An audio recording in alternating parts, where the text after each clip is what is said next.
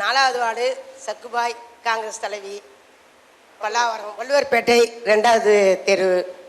நான் கேட்கறது என்னவென்றால், உங்களுக்கு வணக்கம் முதல்ல கூடியது எல்லாருக்கும். நம்ம இந்து முஸ்லீம் இறந்து விட்டால் இந்துக்களுக்கு ஒரு சட்டம், முஸ்லீம்களுக்கு ஒரு சட்டம் இருக்குது. அது எதுக்கு? இந்துக்கள் இறந்து விட்டால் மட்டும் புதைத்து விடுகிறார்கள், தீ மூட்டி விடுகிறார்கள், அதோடு அந்த சாம்பலை கரைத்து விடுகிறோம்.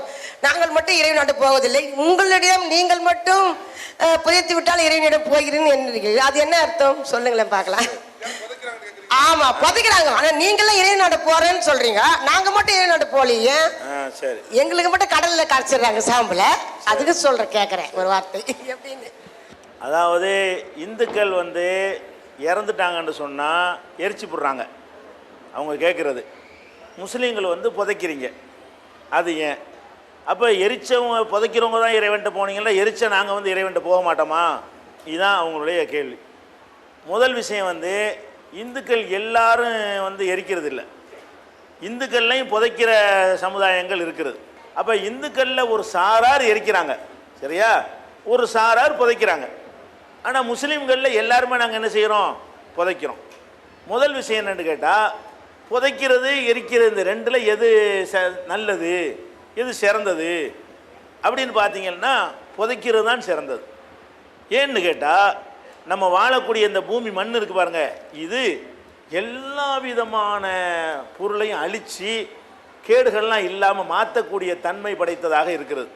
ஒரு ஆணியை புதைச்சி வச்சுருந்தா கூட ஒரு மாதம் கழித்து எடுத்தீங்கன்னா அது ஆணி இருக்காது, அது தின்றும்.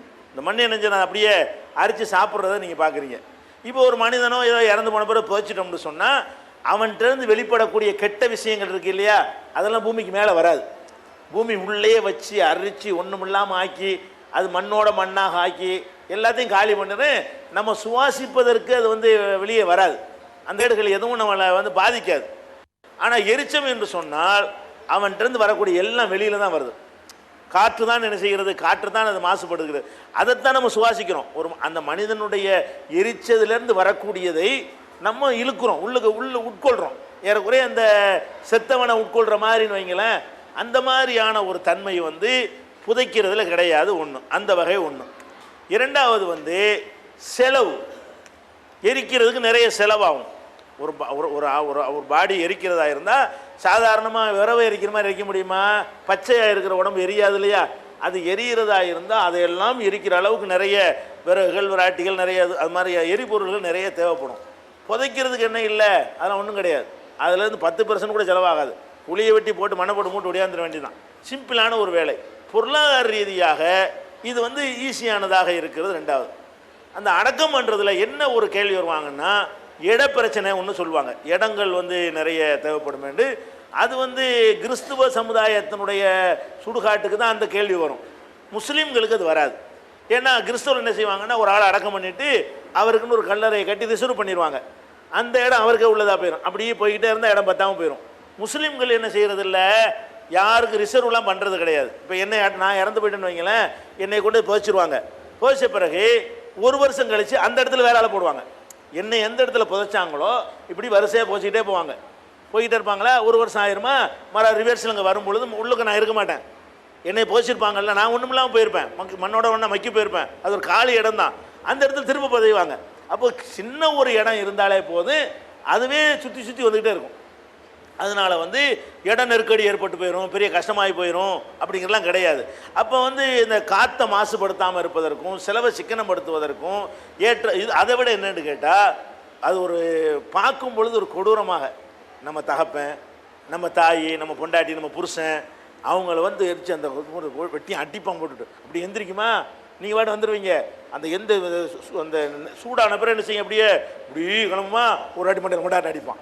அதெல்லாம் பார்க்கக்கூடிய நேரத்தில் வெந்து போது நமக்கு என்ன செய்கிறது, நேரடியாக பார்த்தோம்னா நம்ம ஏற்றுக்க மாட்டோம். மண்ணுக்குள்ளே போட நம்ம ஒன்றும் தெரிய போகிறதில்ல. அது கொஞ்சம் கொஞ்சமாக என்ன செய்யும், இருந்து மக்கி போயிடும். இந்த மாதிரி ஒரு அடிப்படையில் நம்ம என்ன பண்ணுதுன்னா, அது புதைக்கிறது நல்லது, ஆரோக்கிய சுகாதாரத்துக்கு நல்லதுங்கிற கருத்தை இஸ்லாம் சொல்லுகிறது. அவங்க என்ன கேட்குறாங்கன்னா, புதைச்சா தான் இறைவன்ட்ட போவாங்களா, எரிச்சா போக மாட்டாங்களான்னு கேட்குறாங்க.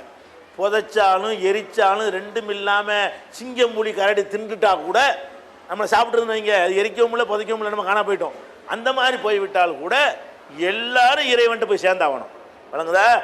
இவங்க மட்டும்தான் போவாங்கன்னு கிடையாது. எல்லாரும் புதைச்சவர்கள், எரிச்சவர்கள், இந்துக்கள், இஸ்லாமிய நம்பிக்கை பிரகாரம் கிறிஸ்தவர்கள், முஸ்லீம்கள், நாத்திகர்கள் எல்லாருமே கடவுள்கிட்ட போய் இன்னைக்கு நின்றாகணும். மனிதன் என்று இருக்கிற அனைவரும் கடவுள்கிட்ட நின்று அவங்கவுங்களுடைய செயலுக்கு அனைவரும் பதில் சொல்லணும். சில பேர் தப்பு வழங்கிற முஸ்லீமுக்கு மட்டும்தான் கடவுள், முஸ்லீமுக்கு தனி கடவுள் இருக்காரு, இந்துக்களுக்கு வேற கடவுள் இருக்கான்னு நினச்சிட்டு இருக்காங்க. அப்படிலாம் இல்லை. ஒரு ஜோடி தானே கடவுள் படைச்சார். எவர் படைச்சார் அவர் தான் நம்மளுக்கு விசாரிக்க போறாரு. அவர் முன்னாடி எல்லாரும் நிற்கணும். யாரு? புதைச்சவன், எரிச்சவன், வேற எந்த வகையில் காணா போனவன் யாராக இருந்தாலும் சரி, அனைவரையும் திரும்ப கடவுள் உயிர் கொடுத்து எழுப்பி விசாரிப்பார். நீ என்ன செஞ்ச? நீ ஃப்ராட் பண்ணியா, ஏமாத்தினியா, கொள்ளை அடிச்சியா, உபச்சாரம் பண்ணியா, மோசடி பண்ணினியா, ஒவ்வொன்றுக்கும் என்ன தண்டனையோ அந்த தண்டனையை கொடுப்பாரு. நல்லபடியாக வாழ்ந்தால் சொர்க்கத்தை கொடுப்பாரு. அது எல்லாருக்கும் அந்த ஒரு கடவுள் தான் கொடுக்க போறார். எல்லாருக்கும் சொர்க்க நரகத்தை கொடுக்கக்கூடியவர் யார் தான்? முஸ்லீமாக இருந்தாலும் இந்துவாக இருந்தாலும் அனைவருக்கும் யார் ஒரு கடவுளாக இருக்கிறாரோ அவர் தான் அனைவரையும் விசாரிப்பார்னு தான் இஸ்லாம் சொல்லுகிறது. எரிச்சவர்கள் அங்கே தான் போயாகணும், புதைச்சவர்களும் கடவுள்கிட்ட தான் போயாகணும். போய் கடவுள் என்ன தீர்ப்பளிக்கிறாருங்கிறது முக்கியமான விஷயம்.